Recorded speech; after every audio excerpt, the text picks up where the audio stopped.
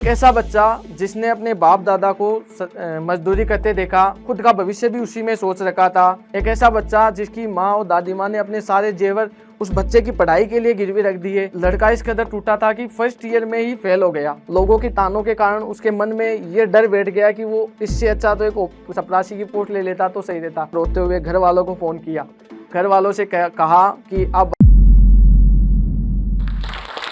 नमस्कार दोस्तों, मेरा नाम अंशराज बगड़िया है। मैं राजस्थान के सिक्कर जिले का निवासी हूँ। एक ऐसे संघर्ष की सच्ची कहानी जिसमें कल का लापरवाह, नासमझ और गरीब बच्चा आज का समझदार और बड़ा अफसर कैसे बना, यह सब कहानी जोश के माध्यम से आपके साथ शेयर करने आया हूँ। अगर बात करें उस बच्चे के पारिवारिक माहौल की, तो बच्चा बहुत ही गरीब परिवार से बिलोंग करता है। उसके पिताजी मजदूरी करते हैं और दादाजी गाँव-गाँव में फेरी कर कपड़े बेचने का काम करते हैं। अगर माँ और दादी माँ की बात करें तो घर में पापड़ बनाने का काम करते हैं। मुश्किल से 2 टाइम का खर्चा निकल पाता है क्योंकि परिवार काफ़ी बड़ा है और आय बहुत कम। बच्चा प्रारंभ में सरकारी स्कूल में जाता, कभी कभार जाता, कभी नहीं जाता, कभी पिताजी के साथ मजदूरी पर निकल जाता। देखते ही देखते बच्चे ने सरकारी स्कूल में 7-8 क्लास पढ़ लिया। अब एक दिन हमारे गांव में एक लड़का सरकारी नौकरी लगा। अब परिवार में चारों तरफ उसकी वाहवाही होने लगी, हर तरफ उसके ही चर्चा चलने लगी। सबको लगने लगा कि भाई उसका मान सम्मान इतना ज़्यादा बढ़ गया, उनकी फैमिली को अलग ही मान सम्मान से लोग अलग सम्मान सत्कार देने लगे। अब लड़के के पिताजी ने ये बात नोटिस की। उनको लगा कि भाई क्यों न वो भी अपने लड़के को पढ़ा लिखा कर ऐसा अफसर बनाए जिसमें समाज में उनको एक अलग दर्जा मिले, सम्मान का अधिकार मिले। लड़के के पिताजी ने ये बात सोच तो ली। अब सोचने मात्र से थोड़ी होती है। उस टाइम 8वीं क्लास थी, वो बोर्ड होती थी। बच्चे ने बोर्ड का एग्जाम दिया। पहली बार लड़के ने परिवार में 8वीं क्लास पास की थी। अब परिवार में खुशी का माहौल था कि भाई बच्चे ने 8वीं क्लास पास की थी। बच्चे से घर वालों की उम्मीद जुड़ी। अब घर वालों ने हिम्मत करके सोचा कि क्यों ना वो डबल मेहनत करेंगे और आगे पूरी डबल मेहनत करके बच्चों को प्राइवेट स्कूल में पढ़ाएंगे। बच्चे का आगे 9th क्लास से आगे प्राइवेट स्कूल में एडमिशन हुआ। अब लड़का 9th क्लास से प्राइवेट स्कूल पढ़ने लगा। 9वीं क्लास पढ़ा, 10वीं क्लास पढ़ा। 10वीं में लड़के ने 65% से फर्स्ट डिवीजन से पास की। अब परिवार में काफ़ी खुशी थी, खुशी का माहौल था। घर वालों की सभी की उम्मीद लड़के से जुड़ गई। उस टाइम क्या था, साइंस का सबसे बड़ा क्रेज था। अब लड़के को कहीं से राय मिली कि भाई आप साइंस स्ट्रीम में चले जाओ। लड़के को कुछ पता नहीं था, घर में कोई पढ़ा लिखा नहीं था, कोई गाइड करने वाला नहीं था। लड़के ने बिना कुछ सोचे समझे उसी डायरेक्शन में चल पड़ा। अब आगे जैसे लड़का पूरा बौखला सा गया, कुछ समझ में ही नहीं आ रहा था। काफ़ी कोशिश करने के बाद भी परिणाम नहीं आ रहा था। अब लड़के का धीरे धीरे पढ़ाई में इंटरेस्ट कम होने लगा। कोई भी क्लास टेस्ट या एग्जाम हो, लड़का लास्ट ही आने लगा। अब एक तरफ तो घर वालों के जो फीस का भार था वो बढ़ता जा रहा था। घर वालों को फीस के चुकाने के लिए बहुत ज़्यादा मुश्किल का सामना करना पड़ रहा था। दूसरी तरफ स्कूल का कॉल घर वालों के पास आ रहा था कि आपका बच्चा बड़ा ही लापरवाह है, अगर इसी तरह चलता रहा तो उसका 12th में पास होना मुश्किल था। 12th का एग्ज़ाम लगा, लड़का बड़ी मुश्किल से पास हुआ। घर वाले खुश थे, लेकिन जितनी उम्मीद बच्चे से कर रखी थी उतना नहीं मिला। अब एक ऐसा बच्चा जिसने अपने बाप दादा को मजदूरी करते देखा, खुद का भविष्य भी उसी में सोच रखा था। लड़के ने सोच लिया कि वो आगे पढ़ाई नहीं करेगा, आगे काम करेगा ताकि घर वालों को और अधिक कर्ज में न डुबाए। उसने ये मन में सोच लिया था, उसके मन में ये डर बैठ गया था कि उससे कुछ नहीं होगा, उसकी किस्मत खराब है, उसके कुछ समझ में नहीं आ रहा है, वो आगे कुछ नहीं कर सकता। लेकिन उसी समय 1-2 वाक्यांश ऐसे हुए जो लड़के के अंदर मतलब पढ़ाई की जिद बना दी। 12th का एग्जाम था। 12th के एग्जाम के टाइम सभी की फीस जमा थी, उस लड़की की कुछ फीस बकाया थी। स्कूल वालों ने साफ साफ मना कर दिया कि आपके बच्चे को एडमिट कार्ड लेके घर तभी भेजा जाएगा जब उसकी पूरी फीस जमा हो जाएगी। अब लड़के के पिताजी सुबह घर से निकले, फीस के इंतजाम के चक्कर में शाम को 6 बजे स्कूल में फीस जमा करवाई। उसके बाद एडमिट कार्ड के साथ बच्चे को लेके घर आए। बच्चे को घर आके पता चला कि उसके पिताजी सुबह से बिना कुछ खाए पिए निकले हैं और अब घर में बढ़े हैं। तो वो बात बच्चे के दिमाग में एक गहरा असर कर गई कि उसके पिताजी फीस के इंतज़ाम के लिए, उस गरीबी स्थिति में फीस के इंतज़ाम के लिए लोगों के पास घर घर भटक रहे थे। जैसे तैसे करके उन्होंने इंतज़ाम करके एडमिट कार्ड लिया और बच्चे को एग्ज़ाम दिलवाया। अब उसी टाइम में 12th के छुट्टी के बाद एग्ज़ाम की छुट्टियाँ पड़ती है। उसी टाइम बच्चे के परिवार वाले एक दिन बैठे बैठे बातचीत कर रहे थे कि भाई हमारा जो लड़का है पढ़ लिख कर अच्छा अफसर बनेगा, हमें इस गरीबी के चक्कर से बाहर निकालेगा, हमें भी एक अच्छी ज़िंदगी देगा और हमारा जो कर्ज है पूरा उतारेगा। अब लड़के ने दिमाग में कुछ और सोच रखा था। ये बात लड़के ने सुनी तो उसके दिमाग में मतलब एक गहरा सदमा पड़ा। अब लड़के ने सोच तो लिया तक कि भाई वो अपने घर वालों की उम्मीद नहीं तोड़ेगा। जब घर वालों ने इतनी ज़्यादा उम्मीद उससे लगा रखी है तो वो कैसे उम्मीद तोड़ सकता है। लड़का रात भर रोते रोते सोचता रहा, सोचते सोचते कब नींद आई पता ही नहीं चला। अब उसके दिमाग में ये बात सेट हो गई कि उसे कुछ अच्छा करना है, लेकिन अब उसे कोई गाइड करने वाला नहीं था कि करे तो क्या करे। अब वही बात वापस आ गई। लड़के ने पता किया कि भाई अच्छी कौन सी 12th के बाद अच्छी पढ़ाई कौन सी कर सकते हैं। लड़के को पता चली कि भाई IIT का एग्जाम, IIT की सबसे बेस्ट पढ़ाई होती है। लड़का उसी डायरेक्शन में चल पड़ा। लड़के ने IIT का एग्जाम दिया। IIT तो दूर की बात, लड़के को NIT का कॉलेज भी नहीं मिला। लड़का पूरी तरह से टूट गया, अपनी किस्मत को कोसने लगा। लड़का सारे दिन सुना सुना रहता, ना किसी से बोलता, ना कहीं बाहर घूमने जाता, सिर्फ सारे दिन रूम में पड़ा रहता। अब घर वालों ने उसे समझाया, जैसे तैसे हिम्मत करके हौसला दिया कि भाई ऐसे हारने से कुछ नहीं होता, वापस आगे तो बढ़ना ही पड़ता है। लड़के ने हिम्मत करके कॉलेज का फॉर्म भरा। अब लड़का इस कदर टूटा था कि फर्स्ट ईयर में ही फेल हो गया। अब घर वालों की उम्मीद भी उसे फीकी पड़ने लगी। एक ऐसा बच्चा जिसकी माँ और दादी माँ ने अपने सारे जेवर उस बच्चे की पढ़ाई के लिए गिरवी रख दिए।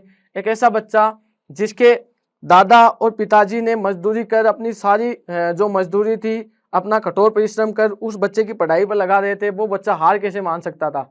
अब बच्चे के दिमाग में सारे दिन यही बात घूमती रहती कि वो हार नहीं मानेगा, वो अपने घर वालों की उम्मीद नहीं तोड़ेगा, संघर्ष करेगा वो। अब लड़का वापस उठ खड़ा हुआ। लड़के ने सेंट्रल वैकेंसी की जॉब की तैयारी की। लड़के ने दिमाग में अब ये सोच लिया था कि उसे हार नहीं माननी है। अब लड़का काफ़ी कोशिश करता, काफ़ी एग्जाम दिया, लेकिन कहीं सफल नहीं हो पा रहा है। धीरे धीरे गिरते गिरते लड़के का जो फर्स्ट एग्जाम था वो SSC CHSL 2017 का प्री निकला। अब लड़के को कुछ उम्मीद दिखी कि भाई इस निराशा में कुछ आशा की किरण तो मिली। उसके बाद लड़के ने मेंस दिया। मेंस कुछ कोर्ट केस के कारण लटक गया। अब वो पेपर वहीं लटक गया। उसके बाद वापस 1-2 पेपर और दिए, लेकिन कहीं नहीं बैठा। उसके बाद लड़के का जो दूसरा पेपर था वो रेलवे का निकला। रेलवे का लड़के ने एग्जाम दिया, प्री निकला, मेंस निकला, लेकिन उसके बाद जो फाइनल रिजल्ट था वो रिवाइज होने के कारण, कुछ इश्यू चलने के कारण वापस वो भी लटक गया। अब लड़का थोड़ा वापस डिप्रेशन में आता, लेकिन वो परिवार की कंडीशन याद करके उसे वापस हिम्मत मिलती कि उसे हार नहीं मानना है। लड़के ने उसी दौरान 2-3 एग्जाम SSC के दिए। अब दोनों तीनों एग्जाम के जो परिणाम थे वो साथ में आए। लड़का दोनों तीनों के लिए DV के लिए एलिजिबल था। अब लड़के और घर वालों की उम्मीद और अधिक बढ़ गई। लड़के को भी आत्मविश्वास आया कि वो अब कुछ कर सकता है, कुछ बड़ा कर सकता है।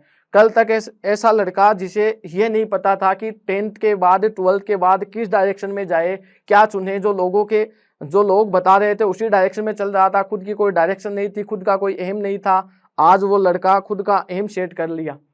उस लड़के ने अपना एम सेट किया कि वो एक ऑफिसर के लिए तैयारी करेगा। अब लड़के में काफ़ी जोश था उस टाइम। लड़के ने SSC CGL का 2018 का फॉर्म भरा, काफ़ी अच्छी तैयारी भी की, प्री निकाला, मेंस भी निकाला, इंटरव्यू भी निकला। हालांकि उसका स्कोर बहुत कम था, उसे मनपसंद की जो उसकी पोस्ट थी वो नहीं मिल सकती। फाइनल राउंड में DV के लिए कॉल लेटर आया, लेकिन लड़का जो था ग्रेजुएशन के कारण एलिजिबल नहीं था, इसलिए उसे डिस्क्वालीफाई कर दिया गया। अब लड़का हार मानने वाला कहाँ, लड़का वापस खड़ा हुआ, CGL 2019 का फॉर्म भरा, CGL 2019 का एग्जाम दिया। अब उससे मेन प्रॉब्लम थी मैथ और इंग्लिश की।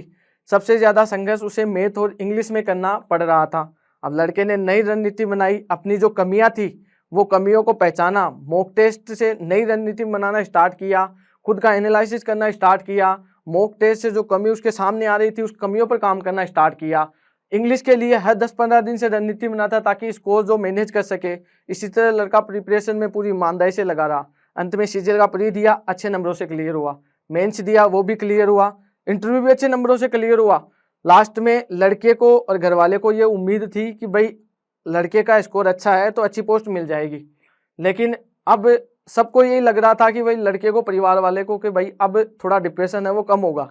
लेकिन यही कहानी थोड़ी ख़त्म होने वाली थी। मेन महाभारत तो अब स्टार्ट हुई। जो CGL 2019 की जो वैकेंसी थी वो कोर्ट केस में लटक गई। अब एक तो CGL का प्रोसेस ही इतना लंबा होता है, 1.5-2 साल का प्रोसेस चला जाता है, उसके बाद ये कोर्ट केस। अब स्टार्ट हुआ लोगों के ताने। उस टाइम लोगों के नए नए ताने आने स्टार्ट हुए। लोग कहने लगे कि ये सबको बेवकूफ़ बना रहा है, सारे दिन यूं ही इधर उधर भटकता रहता है, इसका कहीं भी बैठ नहीं रहा है, बस लोगों को बेवकूफ़ बनाकर उनसे सम्मान पाना चाहता है। कुछ ने तो ये भी कहा था कि पीढ़ियों से मजदूरी करना तो मजदूरी है जो पीढ़ियों से चली आ रही है, चाहे अब करो चाहे बाद में। कई मेरे भाइयों ने कहा था कि भाई छोटे से मकान में क्या पढ़ेगा, रहने के लिए मकान नहीं है, पढ़ने की बात करता, ऑफिसर बनेगा, ये बनेगा ऑफिसर। तो लोगों ने मतलब इस कदर ताने देने स्टार्ट हुए, लड़के के मन में एक डिप्रेशन बैठ गया, एक डर बैठ गया। इतना अच्छा पेपर होने के बाद लड़के के दिमाग में गलत हरकतें आने लगी। लड़का सोचने लगा कि भाई इससे अच्छा तो वो एक चपरासी की पोस्ट लेके अगर वो ले लेता ना तैयारी करके, तो ये सब तो नहीं झेलना पड़ता। अब एक ऐसा बच्चा जिसने एक ऑफिसर का एम सेट किया था, लोगों की तानों के कारण उसके मन में ये डर बैठ गया कि वो इससे अच्छा तो एक चपरासी की पोस्ट ले लेता तो सही रहता। कहते हैं ना, तू अपनी खूबियां ढूंढ, कमियां निकालने के लिए लोग हैं ना। अगर रखना है कदम तो आगे रख, पीछे धकेलने के लिए लोग हैं ना। सपने देखने हैं तो ऊंचे देख, नीचा गिराने के लिए लोग हैं ना। जब वह लड़का कुछ नहीं कर रहा था, अर्थात मजदूरी कर रहा था, किसी को कोई मतलब नहीं था, लेकिन जब उसने एक ऐसा एम सेट किया जो उसके लिए इम्पॉसिबल था, ऑफिसर बनने का एम सेट किया जो कुछ कारणवश डिले हुआ, तो लोग रह नहीं सकते थे। लेकिन फिर इन सब काली रातों से लड़ने के बाद एक ऐसी रात आई जो लड़के पर लगे मजदूरी और गरीबी का कलंक मिटा गई। जी हाँ, 8 अप्रैल 2022 का दिन लड़के के लिए सबसे बड़ा दिन था। उस दिन रिजल्ट आया। जैसे ही लड़के ने रिजल्ट देखा, पूरा दिमाग सुन्न रह गया, आंखों से आंसू टपकने लगे, पूरा शरीर वाइब्रेट होने लगा। लड़के को पता ही नहीं था 5-10 मिनट चल क्या रहा है। थोड़ी देर बाद जब लड़का रिलैक्स हुआ, रोते हुए घर वालों को फ़ोन किया। घर वालों से कहा कि अब आप पूरे समाज के सामने सीना ठोक कर ये बात बोल सकते हो कि आपका लड़का आपको बेवकूफ़ नहीं बना रहा है। अब ना तो वो गरीब है और ना ही मजदूर है, और आज वो लड़का आपके सामने खड़ा है जिसे कस्टम इंस्पेक्टर एग्जामिनर की पोस्ट मिली थी, जिसकी फर्स्ट प्रायोरिटी थी। मेरा आप सबको यही मैसेज है कि लोग जो है प्रयास नहीं देखते, लोग परिणाम देखते हैं। जितना संघर्ष, जितने ताने आपने तैयारी के दौरान, संघर्ष करने के दौरान झेले हैं, उससे 4 गुना अगर आपने गिव अप कर दिया, उससे 4 गुना झेलना पड़ेगा आपको। तो आप सबसे यही राय है, कभी भी गिव अप करने की नहीं सोचे। धन्यवाद। Best of luck for your bright future. क्या आप इंग्लिश में फ्लुएंटली बात करना चाहते हो? ठीक है, तो हम आपके लिए ये प्रोसेस बहुत इजी करने वाले हैं। जी हाँ, ध्यान से सुनो। कैसा रहेगा अगर हम आपको एक ऐसा प्लेटफॉर्म दें जहाँ पे देश के कोने कोने से लोग आ रहे हैं, एक ही जगह पे इंग्लिश प्रैक्टिस कर रहे हैं। अगर आपको लगता है कि ये बेहतरीन तरीका है तो जोश स्किल्स ऐप पर अभी जाओ, वहाँ पे अपने इंटरनेट वाले ग्रुप फ्रेंड्स के साथ चैट करो, गेम्स खेलो और अपनी इंग्लिश को इम्प्रूव करो। तो ज़्यादा वेट मत करो, चलो जोश स्किल्स ऐप डाउनलोड करो।